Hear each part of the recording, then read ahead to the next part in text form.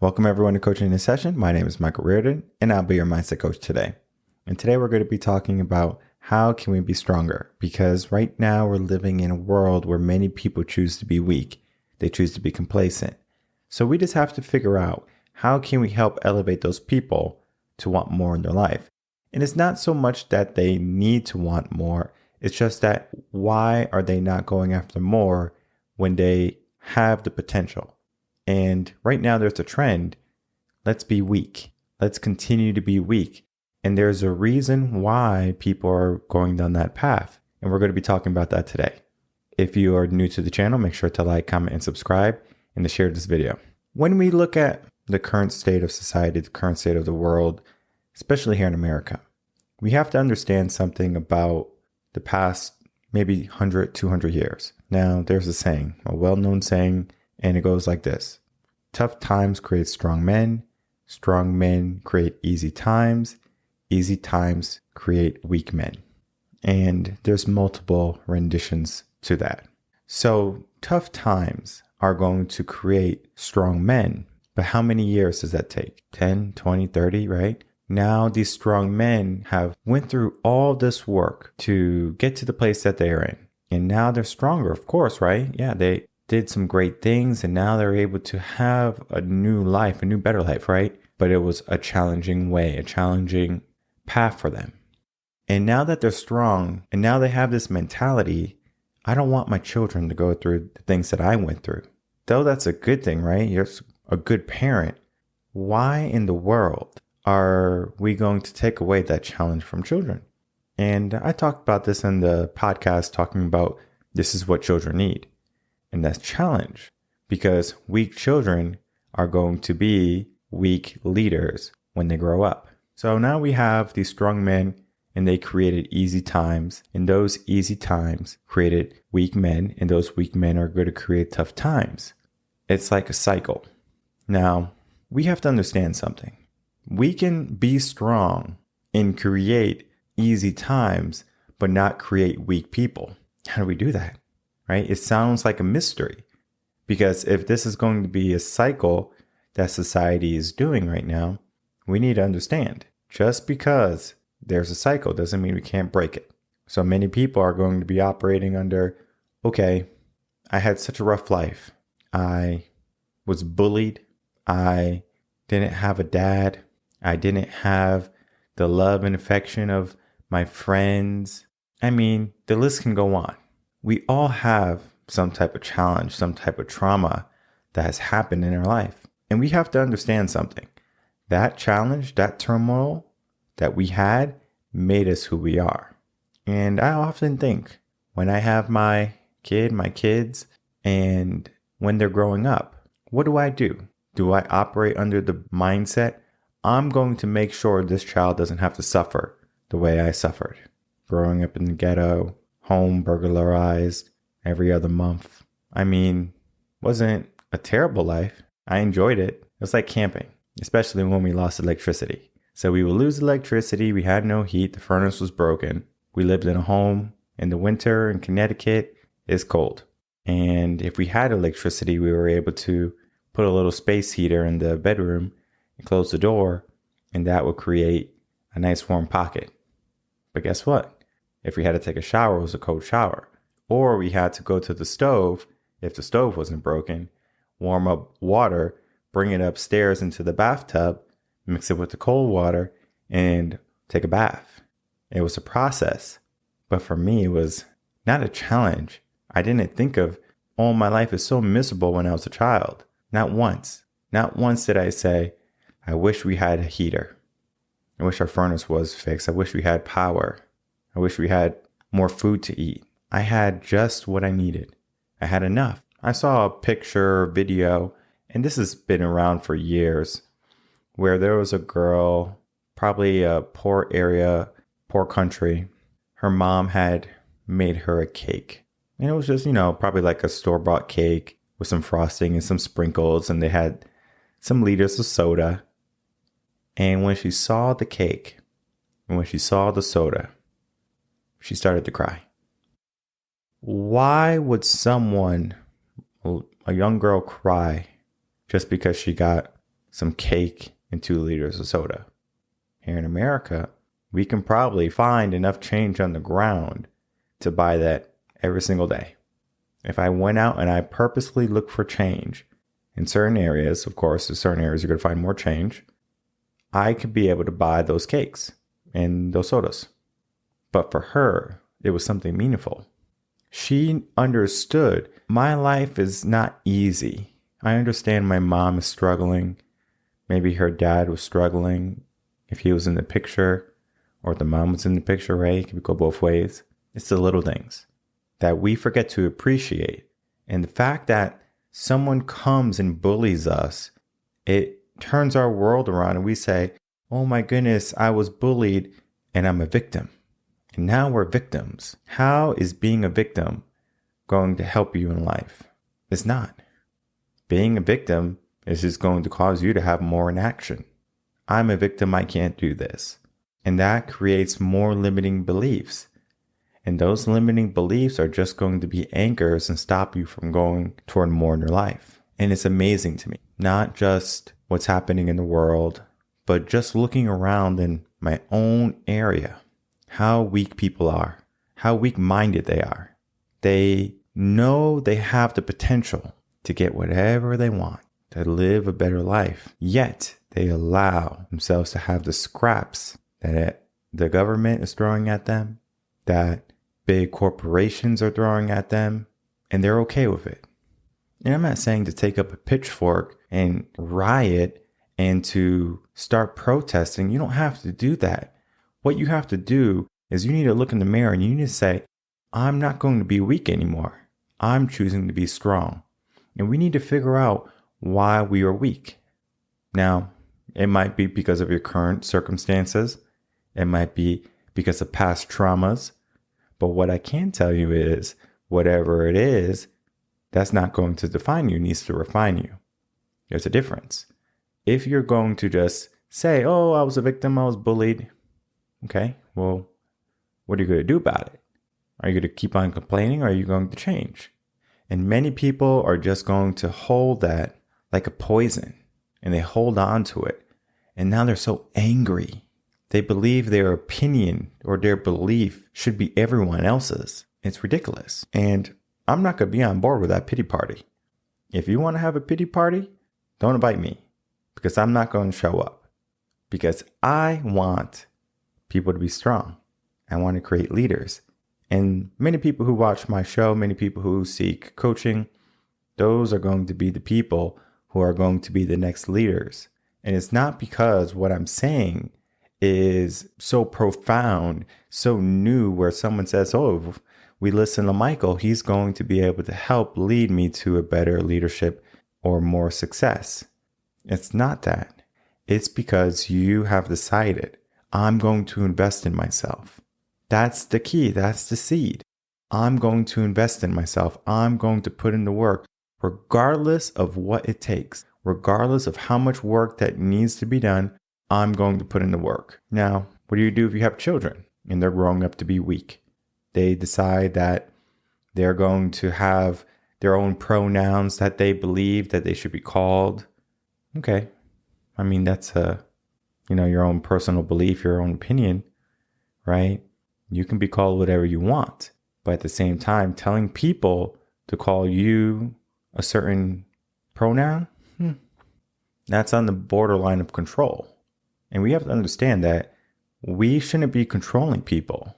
This is not a mind game. This is a mindset. If you want to be a certain way, go for it. If you don't want to be a certain way, change it. And many people are just operating under mass psychosis, basically. What is the world doing? What is society doing? Let me follow them. I'm going to be just like everyone else so I can fit in, so I'm not an outcast. Well, hell, I want to be an outcast then.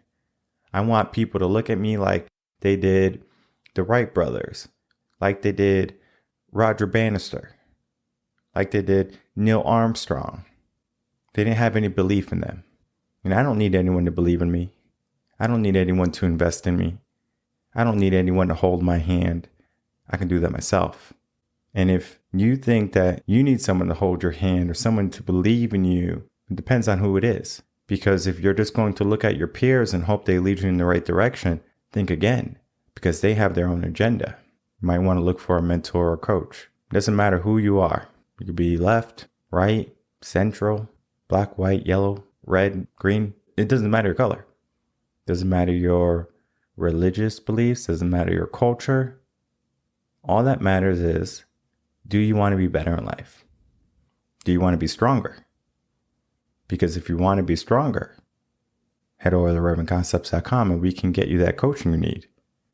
Because many people are going down a path where they're going to have a very difficult time in the next 10, 20, 30 years. And their children are going to have even a more difficult time. The good news is your great-grandchildren are probably going to be those strong men again, those strong women again. It's because the cycle has finally went through 2 generations. We got rid of this nonsense, and now we can say, okay, why are people doing this? This doesn't make any sense. I'm suffering. Why do I choose to suffer? And then we have to make sure that the strong men, when they finally come around, that they don't repeat the cycle again. No matter what, if the person's a victim, if the person is bullied, if the person has their own beliefs and opinions, it doesn't matter. They're going to operate under a set of rules that you decide what you will like in life. And when you decide what you like, go for it. And no one's going to stop you. No one can stop you. Because whatever you believe can be possible. And this is not going to be about elections or policies. This is just going to be about society, about the current people. Now, if we look at our current people, again, many of them are weak. Many of them choose to be a victim. Many people are distracted. We got dumbed down a little bit with our smartphones, with alcohol, with all the fast food. Many people have become undisciplined. This year was the worst year I have seen since I have been going to the gym. Typically, I would go to the gym and I always get new friends. You know, I see some new people coming in and everyone's trying to get a workout in. And it might be that people are still afraid of COVID. Maybe they're waiting for everything to be over and the government to say it's safe or for a 4th booster shot. I mean, we don't know what they're waiting for, but we can also say maybe they're not waiting for anything. Maybe they just decided to be complacent. Maybe they decided to stay where they are and not push for more in their life.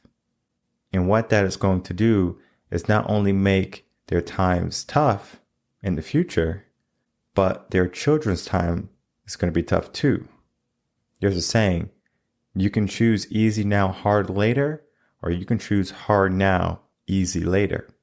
Now, I like to give the example of if you like candy, let's say Sour Patches, there's many colors, right? You got your yellow, your green, your orange, your red, and they have the blue one now, which is the best one, right? That's going to be your preference. So if you say the red one is your favorite, what do you do when you get your bag of Sour Patches? Do you eat your favorite first or do you eat the worst first? That's going to tell a lot about your brain. You might think, whoa, Sour Patches can tell me how my brain is wired? Yes, it's that simple.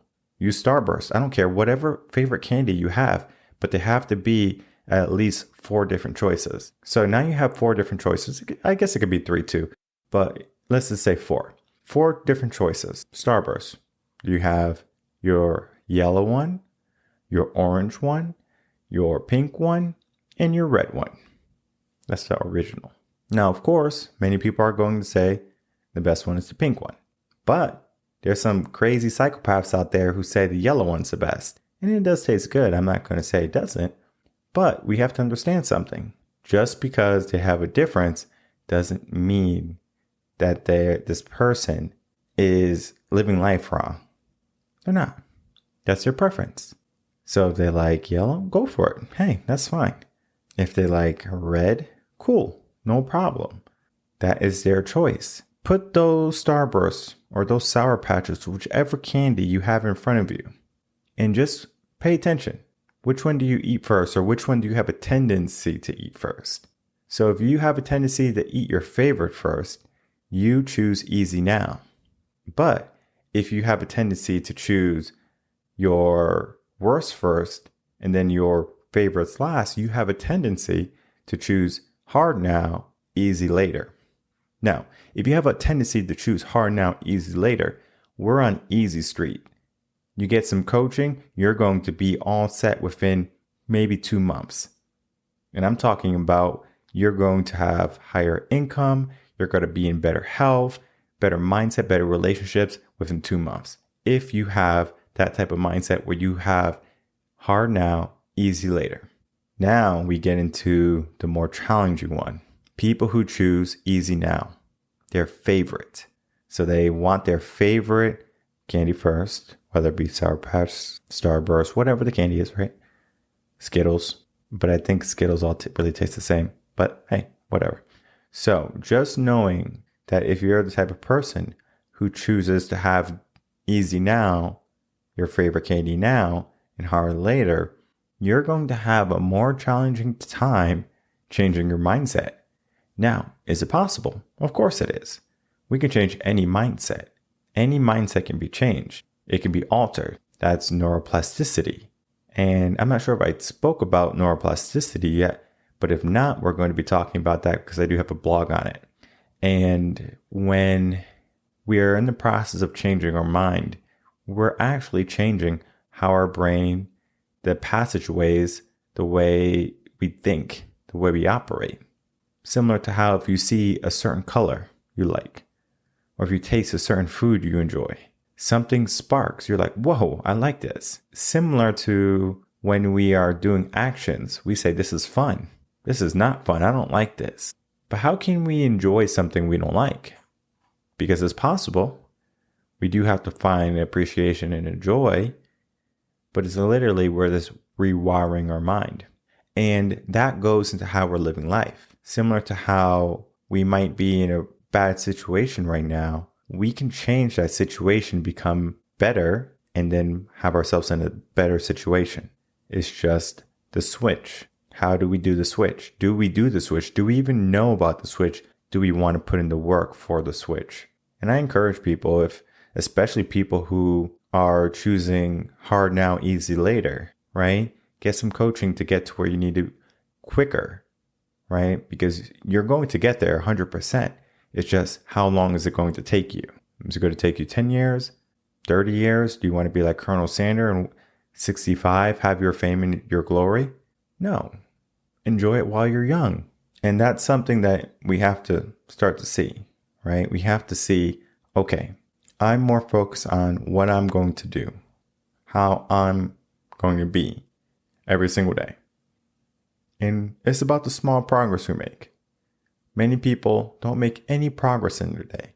They literally do a repeat every single week. Monday through Friday, they go to work. Saturday and Sunday, they recoup. Maybe they go out and party with friends. Stay home, watch movies, play video games. And then on Monday, they do the same thing. And they keep doing that until they either have a routine change, a life change, something sparks some type of trauma and it creates change in their life. But they just do that for so many years. They forget to live. They just allow time to go by. And they're waiting. They're just waiting for nothing. Waiting for death? What are you waiting for? We can be activists and we can be pro for whatever we want. I believe that many people should fight for what they want in life. But how you fight is a big component in your character and in how your viewpoint is going to be looked at. I was watching in Austin the other day, there was a pro-trans rally, I believe. And the people there, of course, if you're part of the rally, they're nice. But if you're opposed to the rally, they're not necessarily too friendly to you. And I can only see this as like modern day segregation, modern day racism, modern day prejudice. Just because someone comes in with a different viewpoint, it doesn't necessarily mean that we should shun them, that we should hate them. Because hate is one of those things that we can't hold on to. Because the more we hate someone, the more we're going to be weighed down, right? That hate is going to be like a poison on the inside, and it's going to make us depressed. All of those negative feelings that we don't need. And I'm not saying that we need to have them eat at our table, but we shouldn't be the type of people to say, I hope they starve. Tupac had a great saying. He said, I want to see them eat, but just not at my table. He had love for everyone. Even if they were beefing, even if they had their differences, he still wanted them to be prosperous. And that's how we should be. We should all be able to prosper. But we do have to have a mindset that's going to be looking at how we can be stronger. How can we be better every single day? Because many people are just taking life as it comes. Many people are just following the crowd. Many people are not even staying true to themselves because they're so worried about a like. They're so worried about what people think. And I always find it interesting. I understand peer acceptance has a huge psychological factor when it comes to what we do, how we think. Even myself, I have to remind myself, wait, why do you care? Why do you care about someone? Right? Like if someone says something mean to me, I go, okay. Or I say, is that so? Okay, not a problem. Right? Okay. My feelings shouldn't be affected by someone else because I'm the person who's in charge of my thoughts, my feelings, and my actions. And though they might have influence on them, it doesn't mean they have control. And there's a difference between influence and control. Influence is going to be saying, okay, I don't want you to think about an elephant with 3 legs. And then all of a sudden, now you're thinking about an elephant with 3 legs. Well, this guy is forcing me to think about an elephant with 3 legs. No, I'm not. That's just how the brain works. But then, do I keep thinking about that elephant with 3 legs? Or do I start thinking about what I'm supposed to be doing? My day. And many people ruminate on whatever happened, negative, positive, they ruminate. Now, it's nice to ruminate on the positive, but when you do that, you fail to live in the moment. And we do have to understand there's a balance, but we do have to start to live more in the moment. And we still have to pay attention to if we're making progress in life, whether it be small progress or big progress. Doesn't necessarily matter as long as progress is progress. We have those small victories every single day. Because the goal should be that we become stronger, whether it be physically, mentally, financially, whatever type of strength you seek, you should be able to attain. And the first question you have to ask yourself is, why don't I have this yet? And if you have it, great. Ask yourself a different question. Are you happy? And there's going to be another type of dialogue that steps in. But what we have to do is we have to stop being weak. We have to stop being victims. We have to stop allowing those challenges that we had, get in the way of who we can become. Because those are just roadblocks. I want my child to go through the same exact challenges that I went through because I understand it made me stronger. Now, of course, I'm not going to live without heat or without hot water or electricity. I mean, that's going to be something that they have that they're going to take for granted. Now, of course, I can take them camping. I can tell them my story. I can tell them the wisdom I have learned over the years with lectures, with making sure we communicate.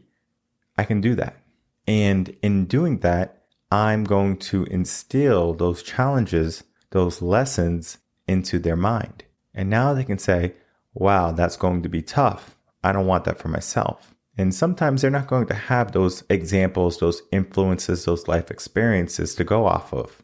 So you have to make sure you're wise as a parent when you're dealing with your children. And if you don't know how to raise children, of course, you can read a book, friend. I mean, there's so many options that you can use to help you raise your children in a more pronounced way. Because mom and dad going to school to fight for a grade that the child didn't earn is not necessarily going to make the child any better.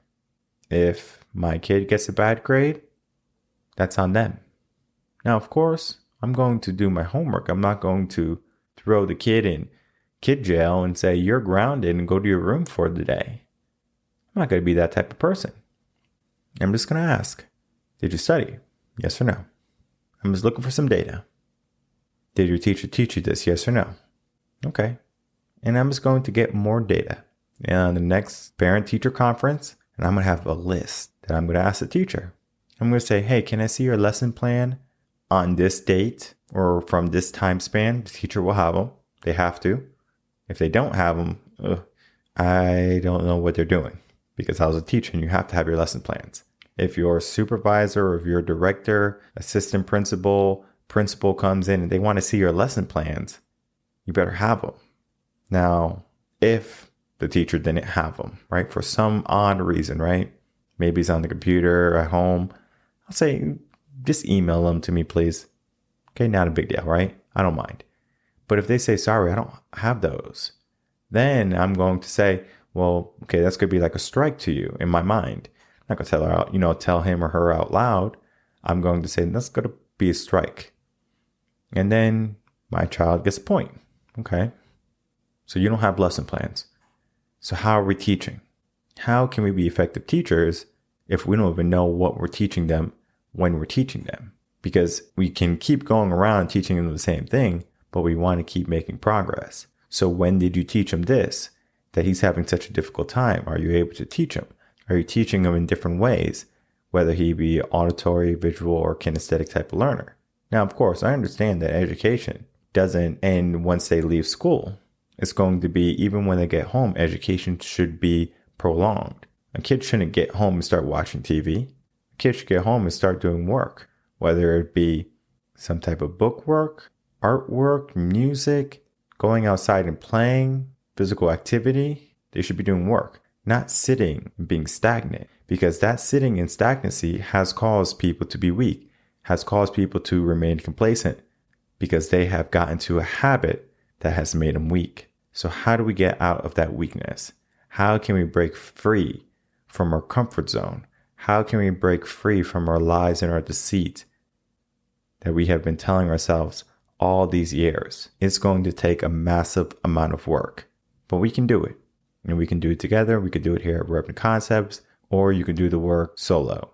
Whatever you decide, make sure you push for a stronger self, because we shouldn't be living in a world where tough times create strong men, and then the strong men create weak people in the end. We should be living in a world where the strong men create strong men, and those strong men create more strong men. And we live in a world of strong men with strong minds and a strong belief in themselves and the possibilities that they have. Let's start to get back to that. That should be the new trend. My name is Michael Rearden. I'm a mindset coach here in Austin, Texas.